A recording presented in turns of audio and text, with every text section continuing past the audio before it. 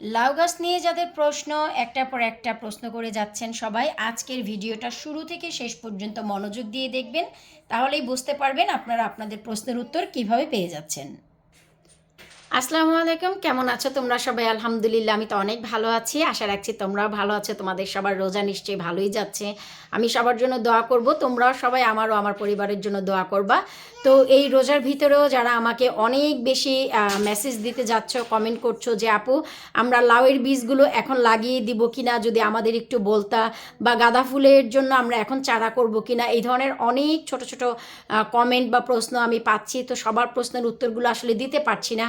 আমরা সবাই জানি যে এই সময়টা আমরা একটু ব্যস্ততার ভিতরে যাই, তো তারপরেও চিন্তা করলাম তোমাদের জন্য আমি একটা ভিডিও করে দিই, যেন কারো কোনো বীজ নষ্ট না হয়। কারণ এই বীজগুলো ভালো কোয়ালিটির বীজ, আমার নিজের বাগানের বীজ, আমার নিজের হাতে তৈরি করা বীজ, যে বীজগুলো তোমরা পেয়েছো।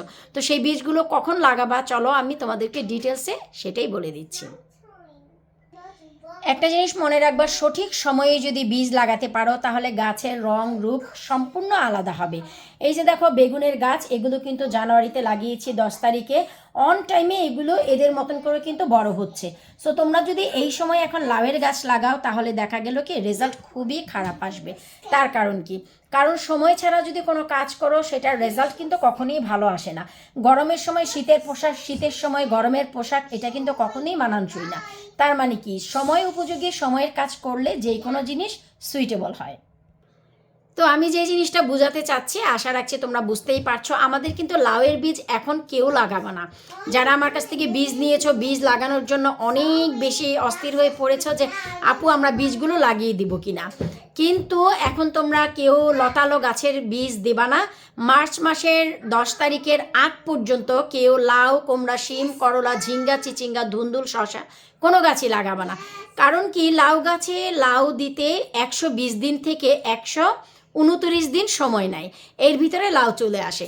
তোমরা যদি এখন লাউয়ের বীজ দিয়ে দাও, 120 দিন আসতে আসতে কিন্তু মে মাসে লাস্ট হয়ে যায়। ততদিনে কিন্তু আমাদের লাউ গাছ বাহিরেও দেওয়ার সময় হয় না, তোমাদের কিন্তু ঘরেই মাচা দিয়ে দিতে হবে। আর সেই ক্ষেত্রে রেজাল্ট কেমন হবে তোমরা নিজেরাই বুঝতে পারতেছো। আমরা কিন্তু জুন মাসের মাঝামাঝি ছাড়া কেউ ইউকেতে বা যারা শীত প্রধান দেশে থাকি গাছগুলো বাহিরে দিতে পারি না। কেউ কেউ তো জুন মাসের 20 তারিখের পরও বাহিরে গাছ নেয়, ওয়েদারের উপর ডিপেন্ড করে। যেমন লাস্ট ইয়ার আমাদের ইউকের ওয়েদার খুবই ওয়ার্স ছিল, খারাপ ছিল। এবছর কেমন হয় আল্লাহ মালুম, আমরা নিজেরাও জানি না।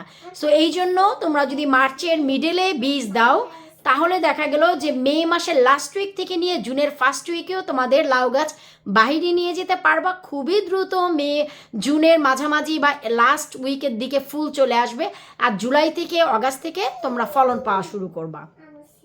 এই জন্য যারা জানতে চাচ্ছিলা যে আপু আমরা লাউয়ের বীজ লাগাবো কি না, তো সেই কাজ করবা না। আরও কিছু কিছু আপু আমাকে কমেন্ট করেছে যে আপু তোমার লাউ বীজগুলো আমরা জার্মিনেট করেছি, প্রত্যেকটা থেকে রুট বের হয়েছে, কি করব।